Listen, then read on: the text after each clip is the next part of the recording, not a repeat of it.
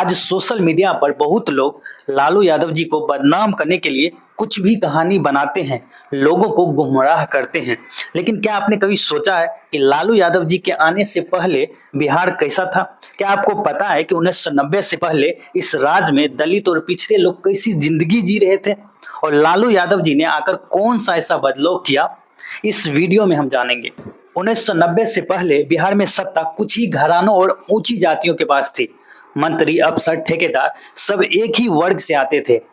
चुनाव में दलित, पिछड़े को वोट डालने नहीं दिया जाता था। सरकार गरीबों की नहीं, रसूखदारों की थी। और अगर कोई गरीब का हक मांगता था तो उस पर झूठा केस लगा दिया जाता था। थाने से लेकर कोर्ट तक रिश्वत चलती थी। दलित और पिछड़े समाज को दूसरे दर्जे का नागरिक माना जाता था।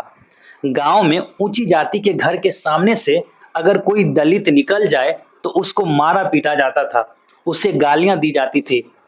मंदिर में नहीं जाने दिया जाता था। स्कूलों में दलित बच्चे को पीछे बिठाए जाते थे। यह सब 1990 के पहले का सच था। समाज टूटा हुआ था। दलित लोगों की कोई इज्जत नहीं थी। सरकारी दफ्तरों में अगर कोई गरीब या दलित जाता था तो उसे दरवाजे से ही भगा दिया जाता था। अफसरशाही पूरी तरह जात पात पर टिकी थी। गरीब आदमी का आवेदन महीनों तक पेंडिंग रहता था, जबकि अमीर आदमी का काम तुरंत हो जाता था। न्याय का सिस्टम भी अमीरों के पक्ष में झुका हुआ था। यानी समस्या की जड़ थी भेदभाव और असमानता। गांव के बच्चे स्कूल तक नहीं पहुंच पाते थे क्योंकि उनके माता पिता खेतों में मजदूरी करते थे, और जो बच्चे पढ़ भी लेते थे उन्हें नौकरी नहीं मिलती थी क्योंकि नौकरियां सिफारिश से मिलती थी, मेरिट या मेहनत करने से नहीं। 1980 के दशक के आखिरी सालों में पटना यूनिवर्सिटी का एक छात्र नेता उभरा। नाम था लालू प्रसाद यादव। वह खुद गरीब किसान परिवार से थे। उनके पिता खेती करते थे और मां घर चलाने के लिए दूसरों के यहाँ काम करती थी। लालू जी ने वही गरीबी झेली थी जो लाखों बिहारियों की सच्चाई थी। और जब वे राजनीति में आए तो उन्होंने साफ कहा, अब सत्ता में वही बैठेगा जो आज तक दरवाजे पर खड़ा किया गया था। लालू यादव जी ने सबसे पहले गरीबों को यह एहसास कराया कि तुम्हारी आवाज भी मायने रखती है। उन्होंने कहा, अब राज गरीबों का होगा, दलितों का होगा, पिछड़ों का होगा। उन्होंने उस डर को तोड़ा जो सदियों से गरीबों के दिल में था। पहली बार गांव के मजदूर, रिक्शा चलाने वाला, खेत जोतने वाला, सबने महसूस किया कि मेरा भी कोई सुनने वाला है। लालू यादव जी ने सिर्फ वोट नहीं मांगे, उन्होंने सम्मान मांगा। उन्होंने कहा, जब तक समाज के सबसे नीचे बैठे आदमी को बराबर का हक नहीं मिलेगा तब तक समाज आगे नहीं बढ़ सकता। यही सोच थी सामाजिक न्याय की।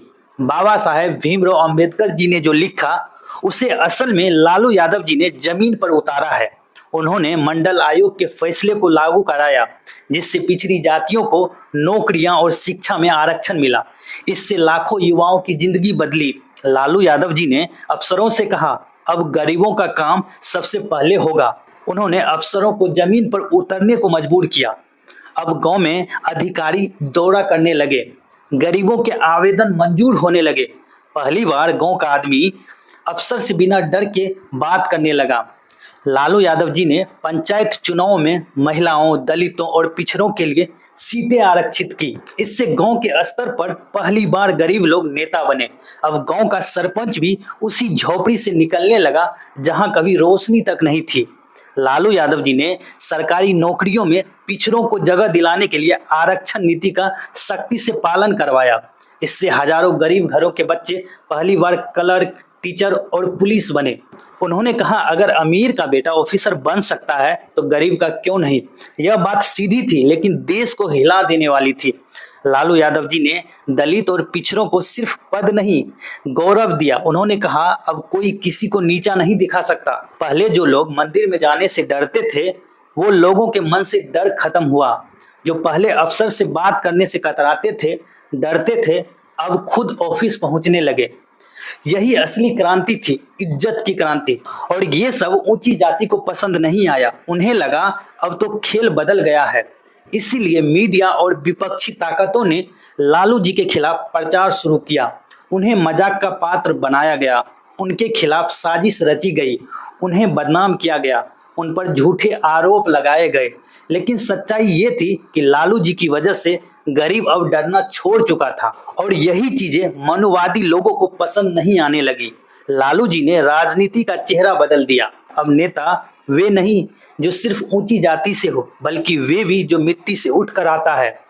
लालू यादव के राज में हर गरीब ने अपने अंदर आत्मविश्वास महसूस किया। वे समझ गया कि हम कमजोर नहीं है, बस हमें रोका गया था। आज जो लोग डॉक्टर, इंजीनियर, अफसर बने हैं, उनमें से कई उसी दौर में पढ़ाई शुरू कर पाए जब लालू यादव जी ने माहौल बदला था।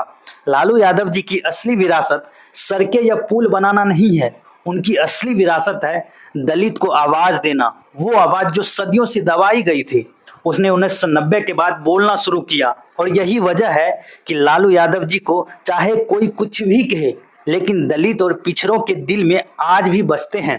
इतिहास को अगर सही समझना है तो सिर्फ अखबार नहीं, जमीन की हकीकत देखनी होगी।